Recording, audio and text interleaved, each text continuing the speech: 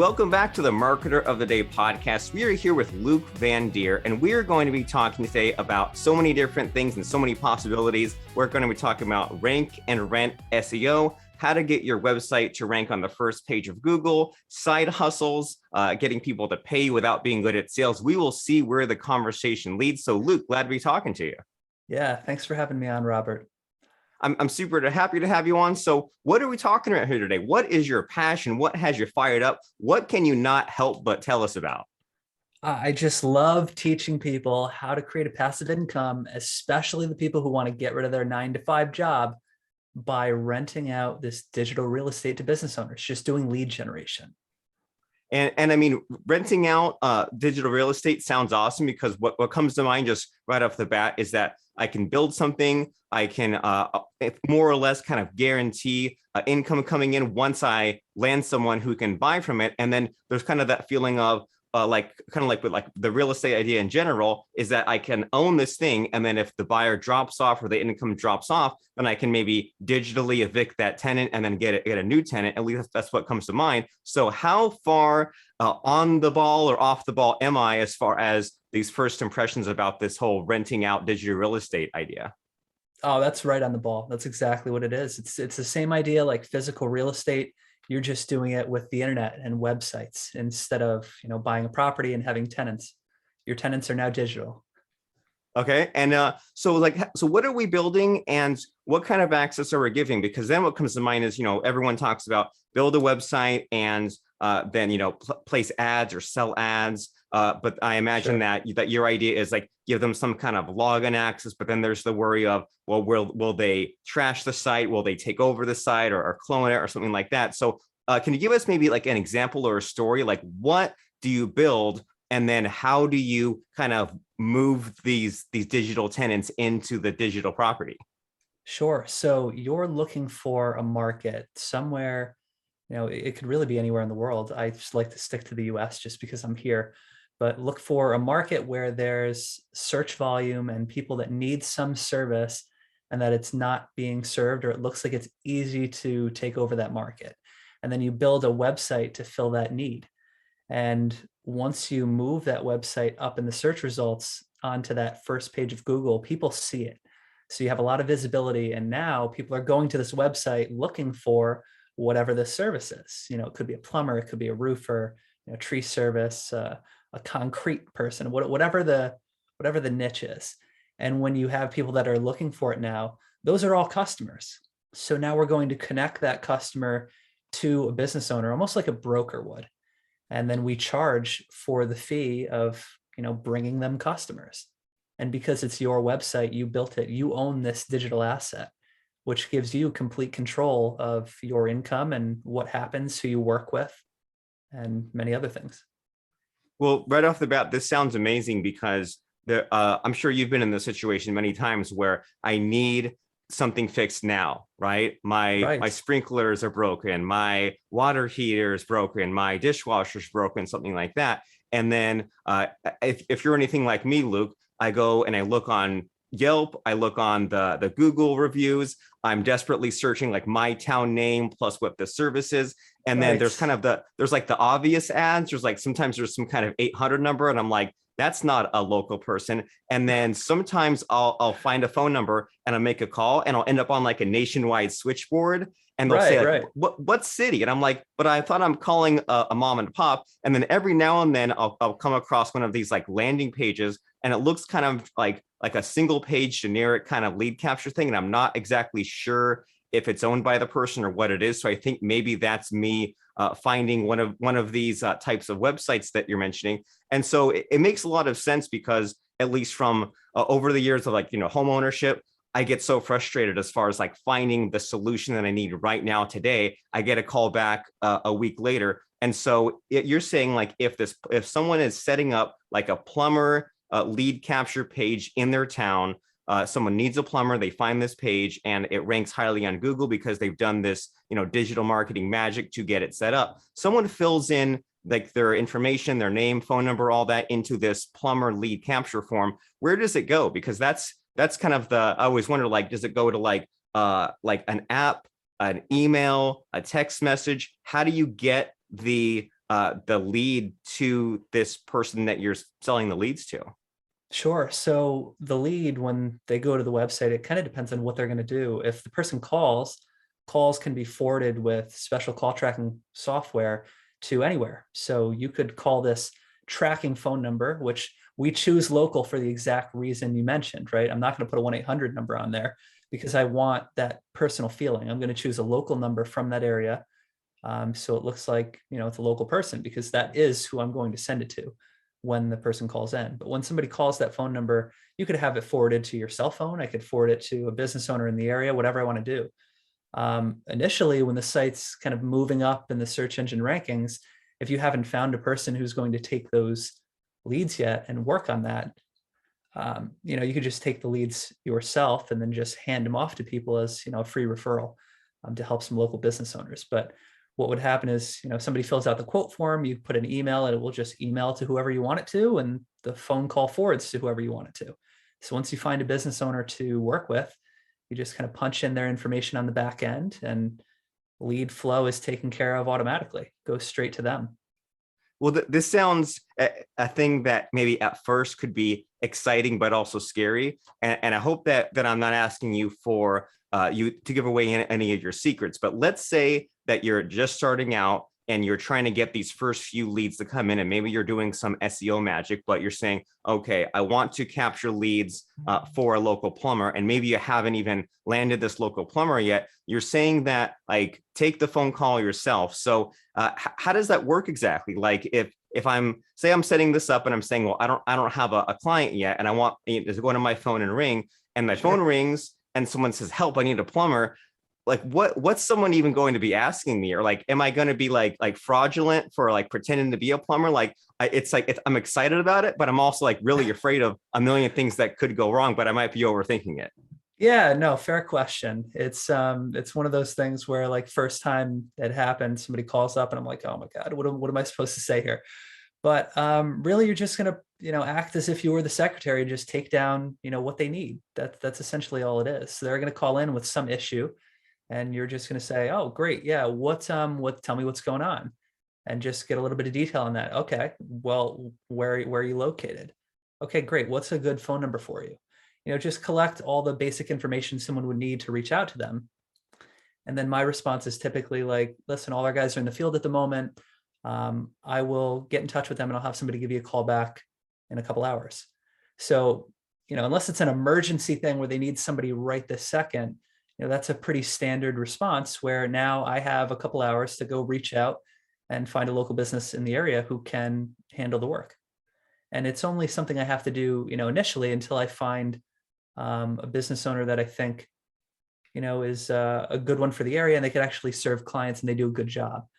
Because then I'll work out a deal with that person specifically so that it just goes to them and I don't have to keep doing the, information collection and then kind of broker stuff, right? Once I get the deal set up, that'll be fine. But initially, you can take the calls like this.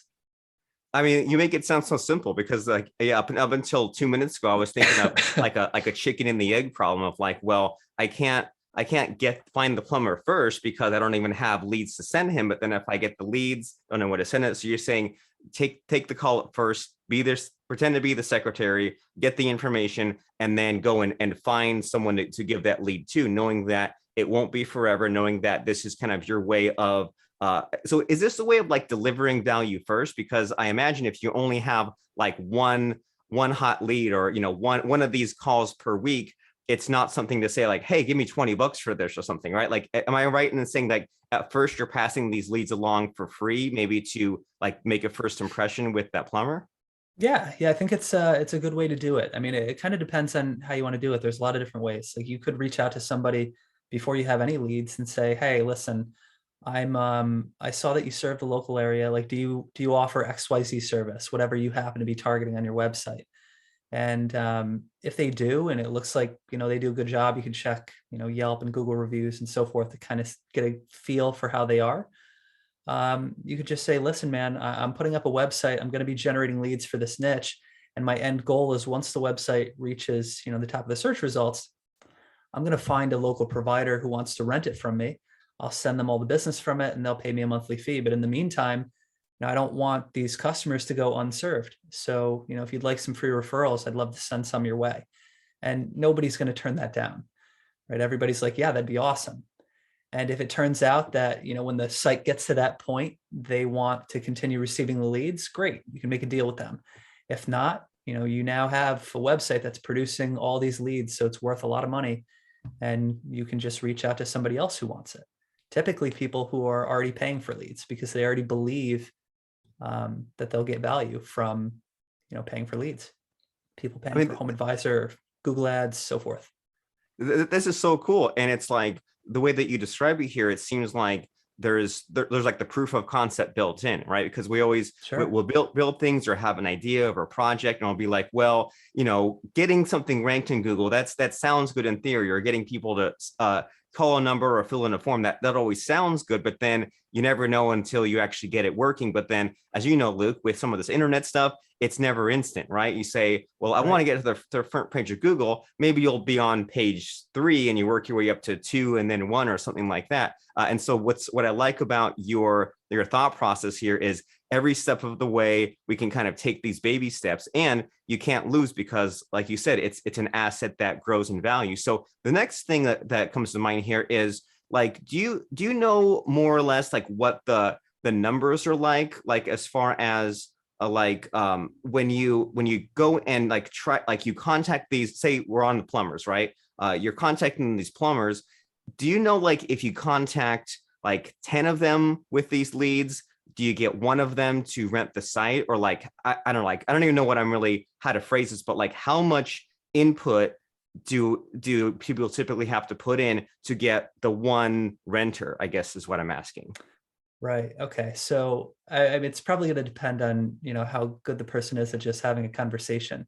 Initially, when I was doing this, sales was always something that I was kind of nervous about. I was like, I don't know how this is going to go, just because I'm not like a natural salesperson. But I kind of switched how I looked at it to just trying to get this person to understand that I really just want to help, because it's like a win-win for everybody, right? We're going to help the customer get what they need. I can help this business owner grow their business, and I can create a passive income for myself. So I think just approaching it with that mindset helps. But then in terms of like reaching out to the business owners, lots of different ways to do it. And I think your success rate goes way up if you're talking to people who already believe in paying for leads. So like if you think about the different types of businesses, say you have a family business or something. They've never paid for leads in their life. Everything they've gotten is from referrals and friends and family and so forth. And they don't really believe in paying for marketing. It's going to be really hard for me to convince them to pay me to generate them leads, because they're saying, well, we've always just done referrals. Why do we need to do that? But if I go to somebody who's on, say, Groupon, for example, I've seen plumbers on there with a $200 service and they're discounting it to $35 just to get some people in the door to try to build up that customer base. So, they can't be feeling great about losing that much, because they provide a lot of value, but they're discounting it heavily to get new customers.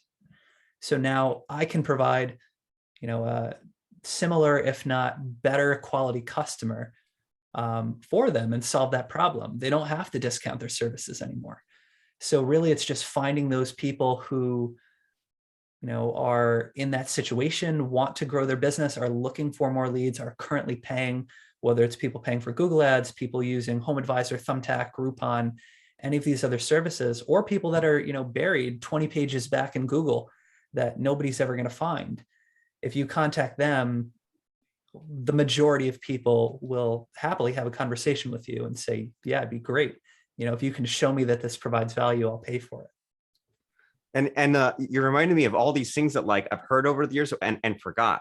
Like when Groupon first became a huge hit, there was like I don't even remember which year, but there was one year when like Groupon like blew up and was huge, and this photo went viral of, I think it was like a bakery or a coffee shop or something, and it was this big long receipt, and someone paid $16 for like $200 worth of like coffees and muffins. It looked like they bought out the whole store for like $16 because they used all these Groupons. And so at one point I heard something along the lines of like any local business, if they've used Groupon, they've probably been so unhappy with it as far as the discounting, the giving away so many things. And I just kind of heard something along the lines of they've seen the light, they know that they need to pay for ads and things like that, but then they've been frustrated with Groupon. So it's like that business owner, they're almost there, right? They just, instead of using Groupon, they need to use you, and they need to use your lead capture referral kind of service.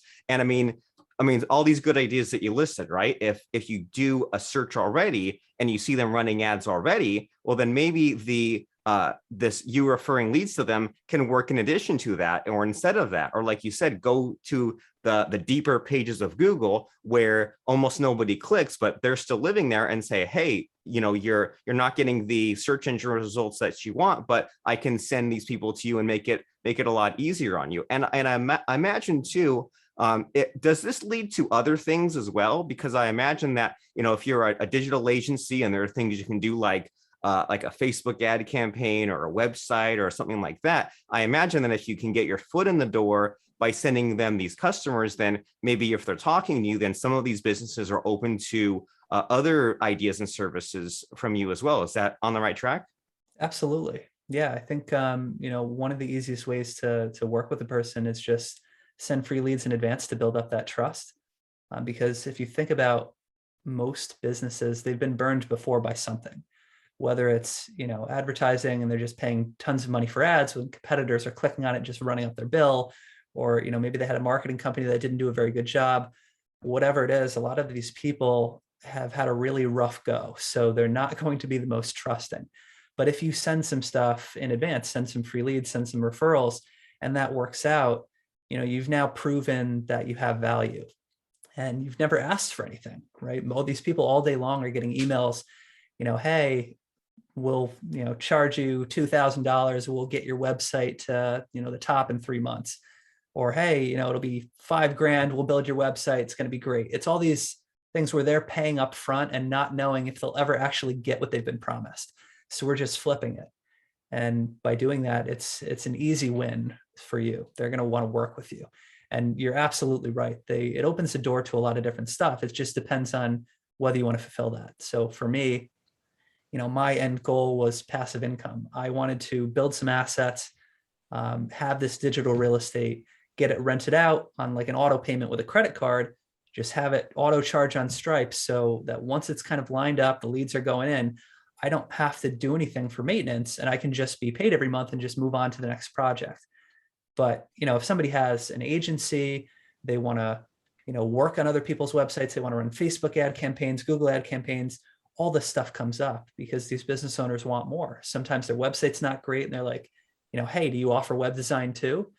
And for me right now, I typically take those and I just refer them out to other people that I know want to do that. Could I do it? Yes.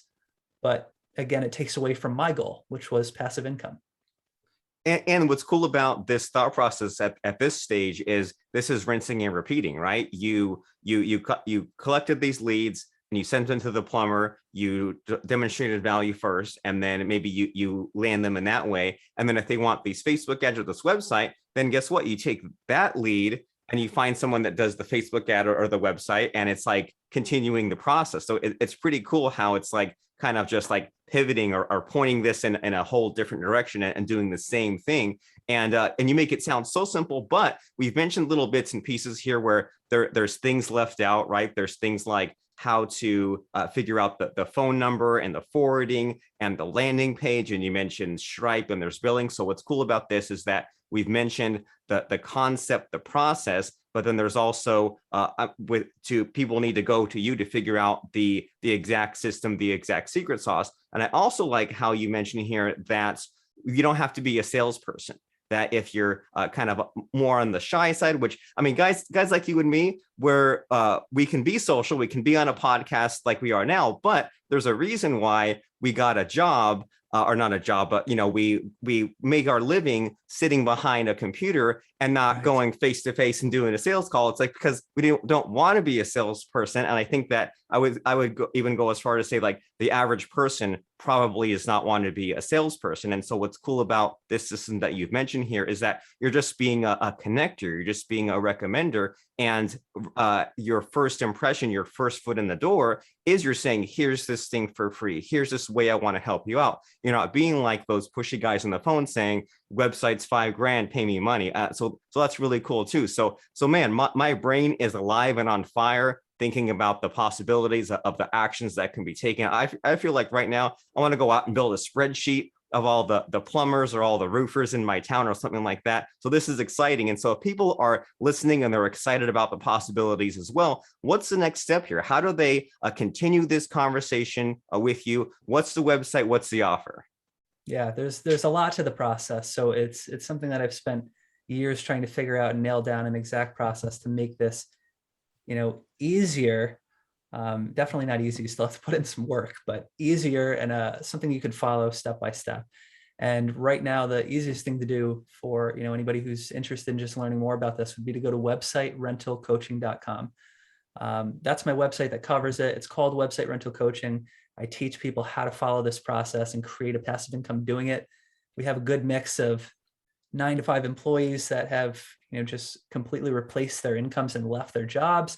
And then we have business owners in there who are generating leads for themselves and also building residual income on the side.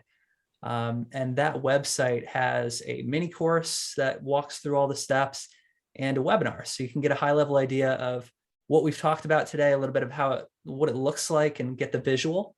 I walk through the call tracking software and my thought process on picking niches and how to make the website worth money, how to make sure it's going to have search volume and make sure that you'll be able to find a business owner and all that. And then if people end up wanting to do that and they want support, they could apply to work with my team. Super fantastic. Website rentalcoaching.com. And with this sort of like venture or opportunity, it's really tempting, Luke, to say, okay, I got what I wanted out of that podcast. Let me go and do my own research and let me set up my own thing and let me reinvent the wheel on my own. But there's so many ways just to get stuck almost every day. And some of the ways to get stuck may be technical, like how do I do this with the website or how do I do this with the SEO? And some of the ways to get stuck might be emotional, just like I'm not even sure I have the confidence or the time to do this. So what's really cool about this idea is that you do it, you have this whole community of students who've done it. So that way, like you said, it's not easy per se, but it's easier because if you try to do it on your own, you'll get stuck in so many ways, some of them even unforeseen or some of them with confidence issues. So why blaze the trail yourself? Well, why not go with someone who has already followed the path? That way you can just follow the path yourself and kind of build this passive income, this monthly income, and build it towards the lifestyle that you want. Like you said, Luke, some people are 9 to 5ers and just want that extra monthly income. Some people have built a whole business around it. So the website, once again, is websiterentalcoaching.com. Did I get that right? Yes, sir. Fantastic. Website rentalcoaching.com, and we will see you there. And any final parting words of advice before we wrap up our conversation, Luke? I would say just, thinking about coaching and where you want to be. Originally, my thought, just kind of being entrepreneurial and trying to find some way to get rid of my job, I was always looking for something I could do and wanting to try to figure it out myself so I don't have to pay somebody else. But I realized that it was the wrong mindset, right? Because I was looking at it from a scarcity mindset. Money comes back, but time does not. So ever since I realized that, I've been paying people who are where I want to be to get me there faster. And it's absolutely worth it because the years of time and thousands of dollars I spent could have been potentially shortcutted had I found somebody who had done this and just gotten help.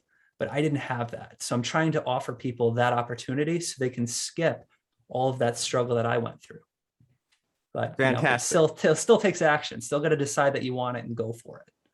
Yes, there are some problems to be solved, but I think we should put that on a t-shirt. Money comes back, time does not. Yeah. And so if you delay on this, if you wait a week or a month or a year, you'll look back with regret and say, I should have gone to website rentalcoaching.com years ago. So guess what? Now's your chance. Do it right now today while it's still fresh on your mind before this podcast episode even runs up to the last second. Go to website rentalcoaching.com and we will see you there. And thanks, Luke, for stopping by, showing up.